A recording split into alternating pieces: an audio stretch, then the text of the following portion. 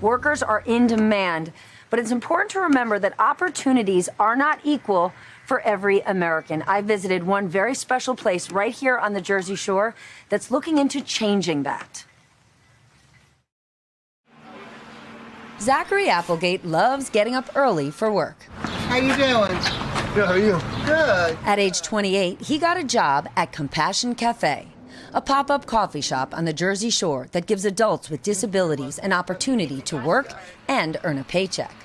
What's your favorite part about this job? I always like to make everybody happy when they come in.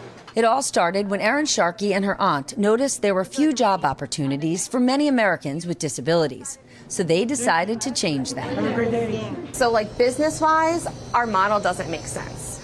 But our model isn't really to benefit profit-wise. It's to provide meaningful and paid employment to everybody who steps through our door and says that they're interested.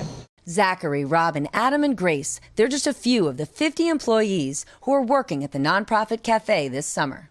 I'm so happy that they hired me here, and I like it here. It's fun. You're getting a paycheck. What are you doing with that money? I'm going to save it for my first concert. What concert do you want to go to? I want to go to a Sam Smith concert. Relying on donations from the community and a space from a local ice cream shop, employees are paid $12 an hour.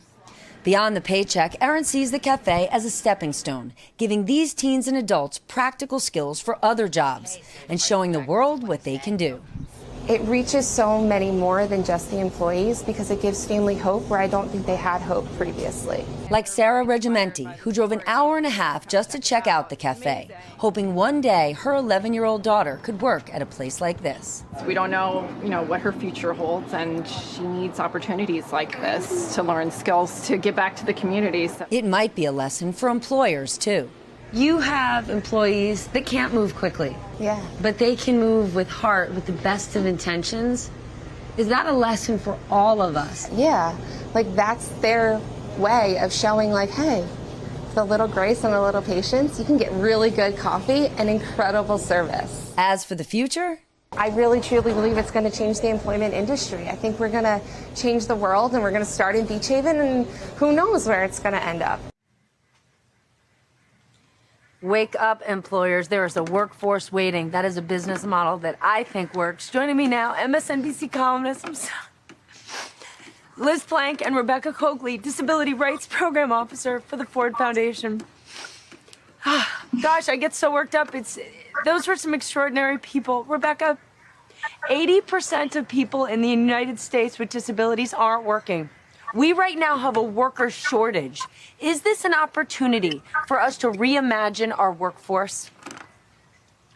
It's an opportunity for us to reimagine our biases around how we hire. The Americans with Disabilities Act is 31 years old.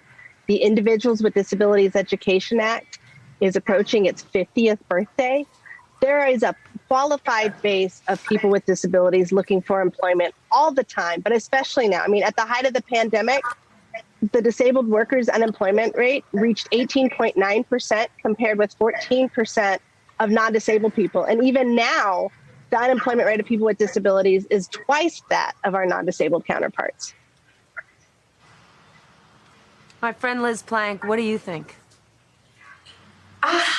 Happy Disability Pride Month. Thank you for this report. I think people with disabilities have so much to be celebrating.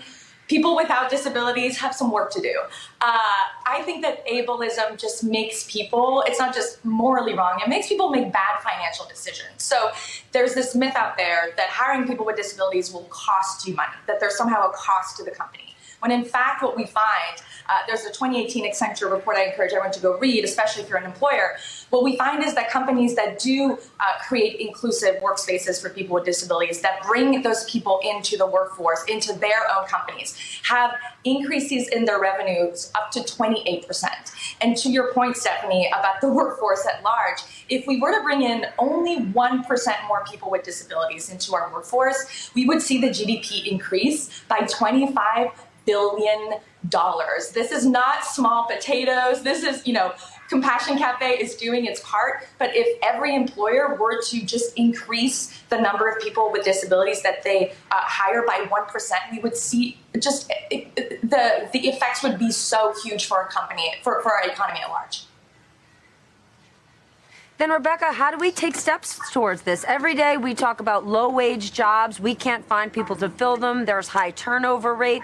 In this community, you have tremendous job loyalty. Do we need to do retraining for employers? We need to do serious retraining for managers. We need rebranding of websites. There should not be a company out there that has a diversity statement that does not include disability. There should not be a company out there that is operating a website that is still not compliant with the ADA.